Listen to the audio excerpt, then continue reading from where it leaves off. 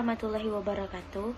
Kami dari kelompok 5 yang beranggotakan Nadia Fariska Rozak, Rizka Valencia, Hana Anissa, dan saya sendiri Nurdin Ningrum ingin mempresentasikan hasil diskusi kami, yaitu materinya tentang pentingnya perencanaan program dalam pendidikan non-formal. Baik, materi yang pertama akan dijelaskan oleh Nadia. Kepada Nadia, dipersilahkan. Baik, terima kasih kepada moderator atas kesempatannya. Di sini saya akan menjelaskan tentang pentingnya perencanaan dalam program pendidikan luar sekolah. Perencanaan atau planning pada dasarnya bukan sesuatu yang bersifat baru, bahkan sudah sangat familiar dalam kehidupan sehari-hari. Karena pada dasarnya perencanaan digunakan masyarakat secara umum, mulai dari ibu rumah tangga, pemuda, remaja, bahkan anak-anak dalam kesehariannya. Contohnya di sini kita ambil pada remaja yang bersekolah. Nah, di satu hari remaja menyusun rencana untuk kedepannya, mulai dari pagi itu dia sekolah. Nah, pulang sekolah nanti dia akan mengerjakan tugas, lanjut malam nanti dia akan mengistirahatkan tubuhnya dan memberikan reward kepada dirinya. Itu telah masuk kepada perencanaan dalam kehidupan sehari-hari. Menurut banyak pakar, berdasarkan bidang keilmuan yang digelutinya, misalnya pakar ekonomi akan menyuruti perencanaan dari sisi ekonomi. Kesehatan, ada perencanaan kesehatan, pertanian, pada perencanaan pertanian, perencanaan penyuluhan di bidang penyuluhan, dan seterusnya. Dalam bidang ilmu pendidikan dikenal dengan perencanaan pendidikan. Menurut Terry 1993 mengatakan bahwa perencanaan adalah menetapkan pekerjaan yang harus dilaksanakan oleh kelompok untuk mencapai tujuan yang digariskan. Dimaksudkan di sini adalah sebelum mencapai tujuan, maka perlu dilakukan perencanaan sebelum pelaksanaan untuk meraih tujuan. Nah, kemudian menurut Brown 2003, perencanaan karir merupakan proses individu, maka program perencanaan karir berfokus pada individu. Mengapa perencanaan karir masuk ke dalam perencanaan program pendidikan luar sekolah? Karena dalam memulai perencanaan program pendidikan luar sekolah, kita tidak hanya mempertimbangkan apa yang akan kita lakukan dalam program itu, namun kita juga harus mempertimbangkan perencanaan karir warga belajar kita untuk kedepannya. Sekian dari saya kembalikan kepada moderator. Terima kasih kepada Nadia yang telah menjelaskan materi yang pertama. Selanjutnya materi yang kedua yang akan dijelaskan oleh Rizka. Kepada Rizka, dipersilahkan. Baik, terima kasih kepada moderator. Saya akan menjelaskan langkah-langkah dalam perencanaan program. Yang pertama, analisis situasi. Analisis situasi adalah langkah awal dalam perencanaan program yang bertujuan untuk memahami konteks dan kondisi saat ini. Yang dimaksud ialah langkah awal dalam perencanaan program ini. Jadi kita harus memastikan terlebih dahulu apakah perencanaan kita ini cocok dan relevan dalam kondisi saat ini. Yang kedua, identifikasi masalah dan penetapan prioritas.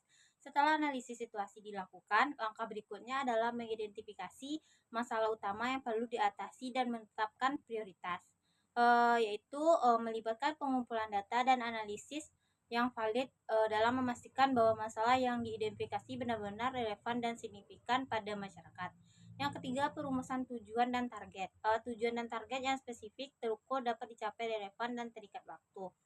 Yaitu perumusan tujuan dan target ini harus jelas untuk memberikan arahan yang jelas pula bagi program. Tujuan program harus dirumuskan berdasarkan kebutuhan masyarakat banyak atau masyarakat sekitar. Yang keempat, pengembangan strategi dan perencanaan aksi.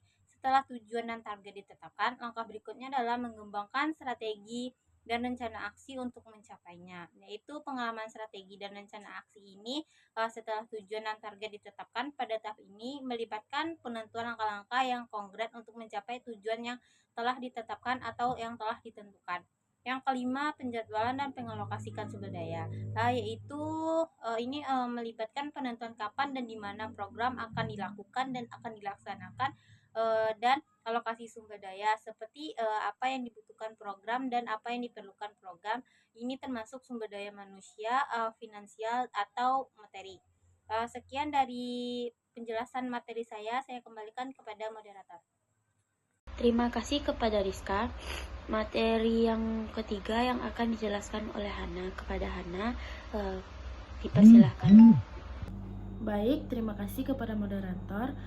Di sini saya akan menjelaskan materi yang yaitu tujuan dan perencanaan program. Yang pertama yaitu mengidentifikasi kebutuhan pendidikan. Tujuan utama dari perencanaan program adalah untuk mengidentifikasi kebutuhan pendidikan masyarakat yang tidak dapat dipenuhi oleh sistem pendidikan formal. Hal ini mencakup analisis kebutuhan yang mendalam untuk memastikan bahwa program yang dirancang benar-benar relevan dan bermanfaat bagi peserta didik. Selanjutnya yang kedua yaitu menetapkan tujuan yang jelas. Perencanaan program bertujuan untuk menetapkan tujuan yang jelas dan struktur.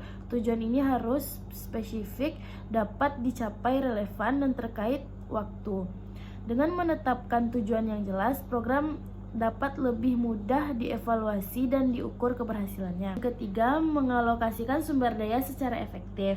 Salah satu tujuan penting dari perencanaan program adalah untuk memastikan bahwa sumber daya yang tersedia, baik itu finansial, manusia maupun material digunakan secara efektif dan efisien.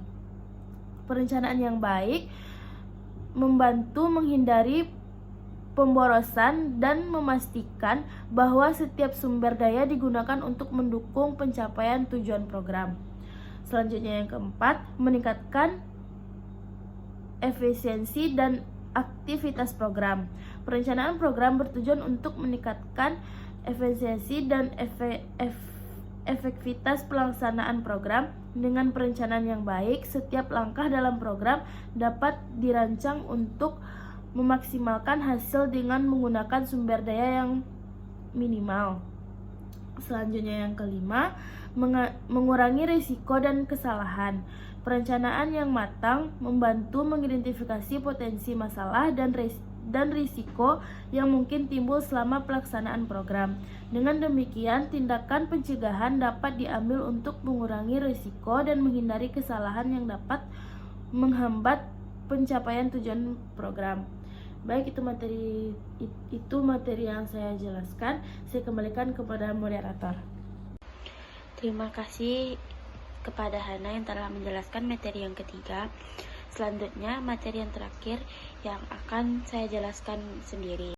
Materi yang terakhir yaitu langkah-langkah dalam perencanaan program. Yang pertama, analisis situasi.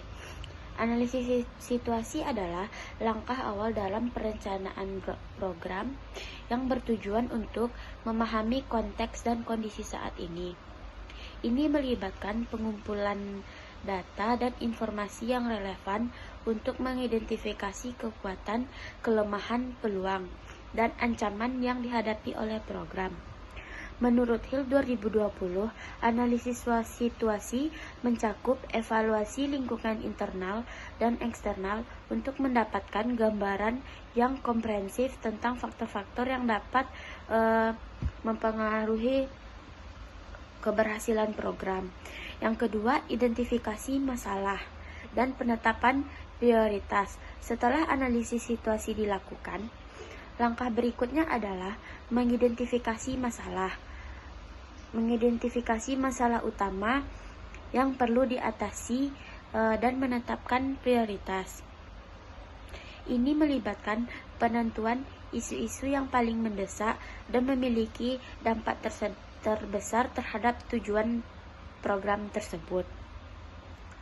Menurut Purwanto 2020, identifikasi masalah harus didasarkan pada data yang valid dan analisis yang mendalam untuk memastikan bahwa masalah yang diidentifikasi benar-benar benar-benar relevan dan signifikan. Yang ketiga, perumusan tujuan dan target. Langkah selanjutnya adalah merumuskan tujuan dan target yang spesifik, terukur, dapat dicapai, relevan, dan terikat waktu. Tujuan dan target ini harus jelas dan terdefinisi dengan baik untuk memberikan arah yang jelas bagi program. Menurut Austin dan Pingleton 2020, tujuan program harus dirumuskan berdasarkan kebutuhan dan masalah yang diidentifikasi, serta harus mencerminkan hasil yang diinginkan program. Yang keempat, pengembangan strategi dan rencana aksi. Setelah tujuan dan target ditetapkan, langkah berikutnya adalah mengembangkan strategi dan rencana aksi untuk mencapainya. Ini melibatkan penentuan langkah-langkah konkret yang akan diambil, alokasi sumber daya, dan penetapan tanggung jawab. Menurut Rossi, Teher, dan Pidgeot 2020, strategi harus dirancang untuk mengatasi masalah yang telah diidentifikasi dan manfaatkan peluang yang ada. Sementara rencana aksi harus mencakup detail tentang bagaimana strategi akan diimplementasikan. Yang kelima, penjadwalan dan pengalokasian sumber daya. Langkah terakhir dalam perencanaan program adalah penjadwalan dan pengalokasian sumber daya.